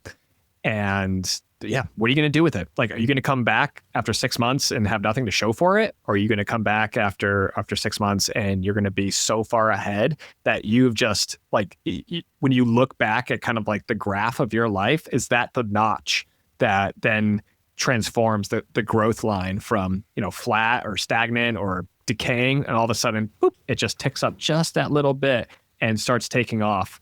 And that's what a deployment could be. That's what a TDY could be. That's what a schoolhouse could be. And it was something, when I was actually, that's where the birth of the military money manual came from. Was I was in the schoolhouse in Altus, Oklahoma for the pilot initial qualification course for the C-17 back in 2012, the first couple of months of 2012, I think it was. Gosh, it was trying to remember now. And that's I'd read every personal finance book in the base library while I was at the end of pilot training in Laughlin Air Force Base, and I got to start putting this stuff to work. And so I started the blog, started the website, and just started at first. You can go back and look at the first couple articles; they're pretty terrible if I haven't touched them up in recent years. But it's just like, how am I paying off my student loans, and what am I doing about my USAA Career Starter loan, and all these things that I was talking about with my peers. But there wasn't a resource out there. Nobody was talking about this online. There wasn't a military finance Reddit at the time. It was really good to just kind of think about it and hash it out and write about it. And then, start building, like people would start commenting on it. And then eventually that turned into the book. And again, like right there was an opportunity where I used that schoolhouse time to sprint and set up the website, buy the domain, all these things that go into starting an online business. But I had free time on my hands, and you can see it too. If you ever looked at like when I published articles, you can probably tell when I was on deployment because you graphed them out over time. Yeah, and you're like, if you graphed them out over time. Yep. Yeah. They'd be like, okay, he published 30 articles in 2 months, and then he went 10 months without publishing a single article. It's like, I think those 2 months he was deployed to Kyrgyzstan or Qatar or Oman. And so I think that the military, again, this, Bill Perkins, he talks about those like times and seasons of life. Like the military kind of gives you those opportunities. It even like when you go to USAFA, for example, right? Like, that you're probably not going to get a deployment out of USAFA. If you go teach at SOS, these are all, Air Force specific terminologies. But if you go teach at a schoolhouse for your branch, you know that you'll probably be there for a year or two. And that can be your opportunity where you say, look, like, we're not going to do big international trips, but what we are going to do is a lot of local stuff. We're going to get involved in the local community, or we're going to travel locally. We're going to save and invest. And when we come out of here and whatever our next assignment is, that's when we're going to go hard on doing more travel. But in the meantime, we're going to kind of like rest and recuperate, and we're going to, maybe lick some of our travel wounds, and we're going to replenish. We're going to replenish our resources. We're going to replenish our ammo of our bank accounts, and we're going to throw a lot more dollars in there while we're in this, slower paced assignment. 3.5 years ago or so, when I was going through my initial tech school for aircraft maintenance officership, like, that's when I bought the Military Travel Rewards domain. That's when I set that up. I was experimenting with podcasting. I was running a financial independence podcast with a buddy of mine, and it was also where we realized like, hey, the timing thing, the time zones that we were doing was just getting too complicated. And so we decided to close up shop on that. But I left the podcasting medium. Like I love podcasts. I listen to lots of podcasts. I've always enjoyed it. Or maybe I just enjoy listening to myself talk. Maybe that's it. But then also I realized we would talk about finances. I love talking about finance, personal finance. Could talk about it all day. But on the days that we talked about points and miles, my energy levels went from like 100 to 1,000. And, I helped him to take a honeymoon trip to Hawaii with he and his new wife. They did it all on points and they freaking loved it. And it was such a big win for me to get to help somebody. And I was like, I want to do more of just this, like just kind of hone in on the 20% of the actions that bring me 80% of the joy. And so I thought, well, what if I could just start a website and a podcast on travel rewards for military members specifically and really, really focus in on that and then document all the things that I learned as I experiment around the edges of what's possible and what other, points and miles people aren't talking about because they don't want to run the risk of like, they don't want to pay 6 annual fees for the Chase Sapphire Reserve. So they're not going to do it. But hey, guess what? If you don't have to pay those annual fees, let the benefits stack up and let's see what other things are possible. That's where it started, was at that tech school. And then, I go on a 7-week TDY to the UK for our fighters were doing, our 16s doing this big like missile shoot thing. And we were staying at a Hyatt. My government travel card didn't work. And I put all the spend on my Hyatt card. And guess what? I earned globalist status. I had to make a couple more stays throughout the year, but like hit globalist status from that TDY. I earned a bunch of points. I documented it. All those stories are on the Military Miler podcast, but like we hit globalist status. And then throughout the next year and a half that we had globalist, we went on so many trips and we, the free breakfast and the free parking and all those things. Like it was, in that sense, it was every time we've gone TDY, it's been a fantastic opportunity to rake in more points and miles, to open some more credit cards and to contribute to, as well as continue to build something that I'm passionate about. And, you don't have to be starting a podcast or starting writing a book or anything like that to make these kinds of improvements. If you just want to read books that you never have time to read, you read books, expand your mind. Or if you're in school, hey, maybe the deployment is the time for you to be taking more classes or get that certification for whatever field that you're in that requires work, requires energy. Like go ahead and do it and just see what happens. Yeah, I think a lot of military service members, military families, military spouses, they overestimate what you can get done in a week, a month, or a year, but they severely underestimate what you can get done in an assignment, 2, 3, 4 year time period.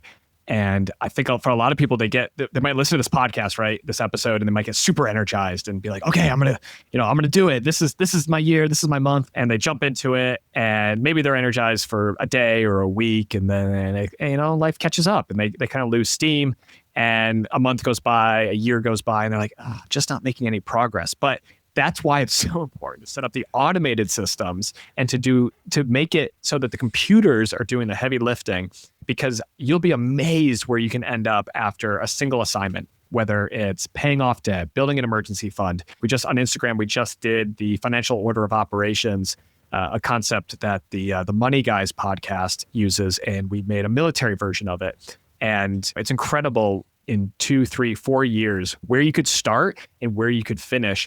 But if you don't know where you're starting, right? If you're not using a net worth tracking tool like Kubera or just, Google Sheets, which I used for 10 years, and you don't know where you're starting, then, you're not going to know how well you did. And so I think that's why it's like really important what matters gets measured, right? Or what gets measured matters. It's really important to measure your net worth, to understand like how much debt are you in and when are you going to be done with it? Like how long is it going to take to pay off? And then what are you going to do once it's paid off? What's the plan? How are you going to redirect that cash flow once it's paid off? And so many people come into the military with student loans, with car loans, or they join and they immediately, sign up for that $30,000, 28% interest car loan. And it's just like, man, like what an opportunity wasted. I think I can't remember the other podcast I talked about this on, whether it was mine or a guest one. But the number one mistake I see military service members making is they just buy too much car.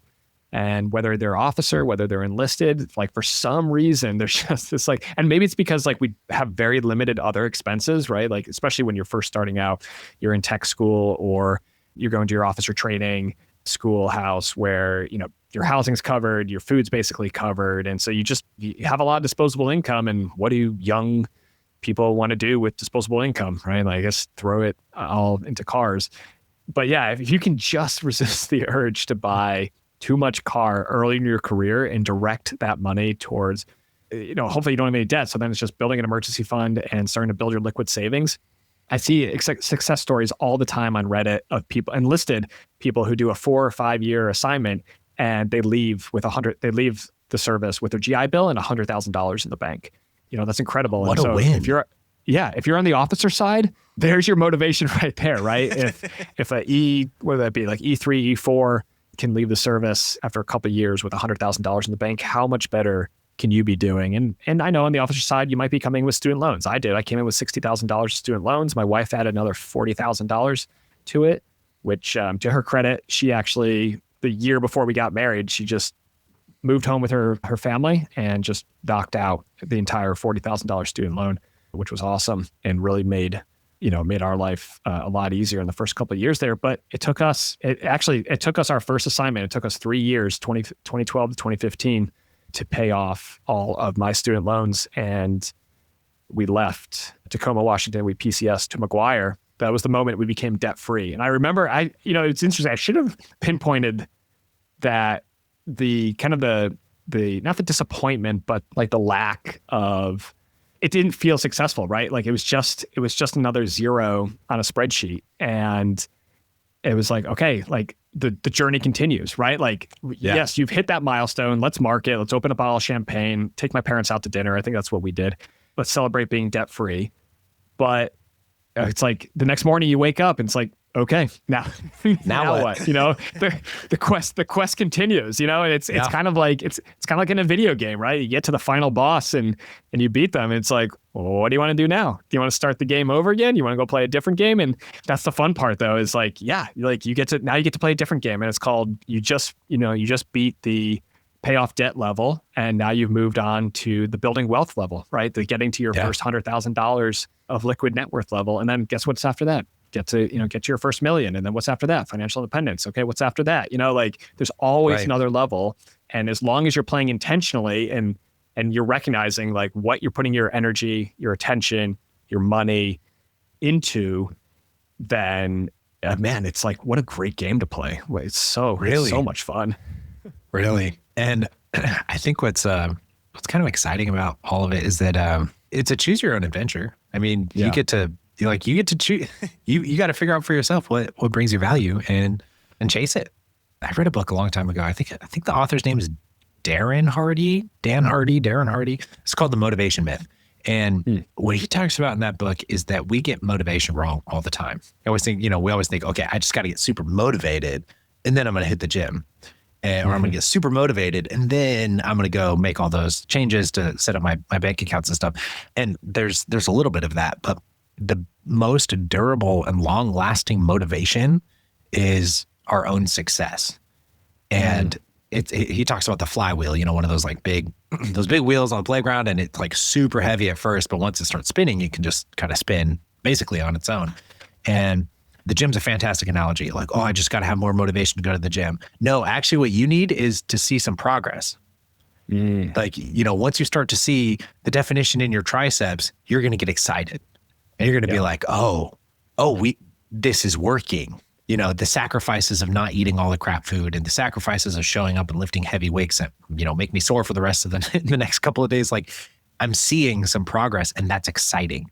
And that excitement is what drives us forward. So once you see, like you're saying, I'm super happy to hear that, you opened a bottle of champagne, took your parents out to dinner. Like, it's just one more zero, but it's also really important to, acknowledge that you won. This was a great battle that you just won. Celebrate it. Get that dopamine rush, and then let that roll forward into the next thing. And we've, every time that we hit certain milestones, like when I showed her my wife, I'm like, hey, this is our net worth.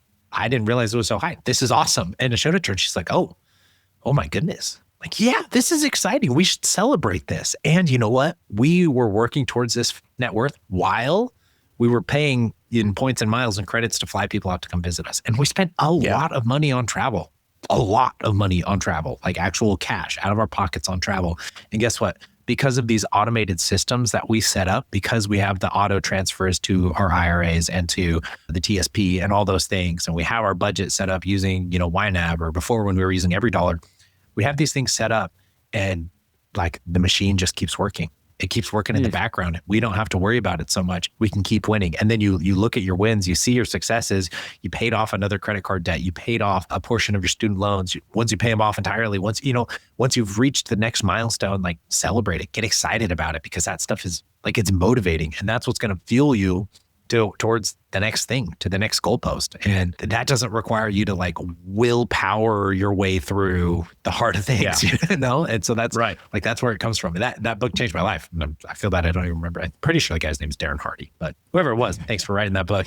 We'll look it up and put it in the show notes. But yeah, that's such a good point. That's why I love recommending Dave Ramsey for debt repayment. It worked for me. It's worked for millions of people. I don't think he's a great investor. I wouldn't listen to his advice on investing, but when you're just getting started and you need to get out of debt, Dave Ramsey is great for that. The innovation that Dave brought to debt repayment is that he focuses on the psychological wins. And the biggest one is, like you said, is success breeds success. So what does he have you do? He has you focus on the lowest dollar value debt that you have. And as soon as you pay that off, you just roll the extra payments into the next debt. And so for the average consumer who might have, 6 or 10 different debts, maybe someone with some credit cards, someone some student loans, but they probably have like one credit card that's only in the hundreds of dollars, and you can pay that off very quickly. And once you've paid that off, it's so liberating and it's so exciting that you've paid that off. You're like, I just want to keep going. And so you've hijacked your psychology into basically like gamifying debt repayment. And then you just keep going because you're like, great, paid off one, now I'll just move on to the next one. And then soon that one will be paid off and we'll celebrate that and we'll move on to the next one, and so on and so forth. And so I think I'd take it even a step further in trying to, like you said, like encouraging people to automate the whole process, because then you don't need to rely on willpower. You just need to rely on the fact that you're a lazy human. And once you have a system in place, you're probably just going to play inside that system. So if you're contributing 15% of your paycheck to the TSP, maybe that first month that you set the contribution, you'll be like, oh, my take home pay is so much lower. But the second month, you'll feel the sting a lot less. And then that third month, you won't even notice it because the money will just hit your checking account and you'll just spend that money like you would normally.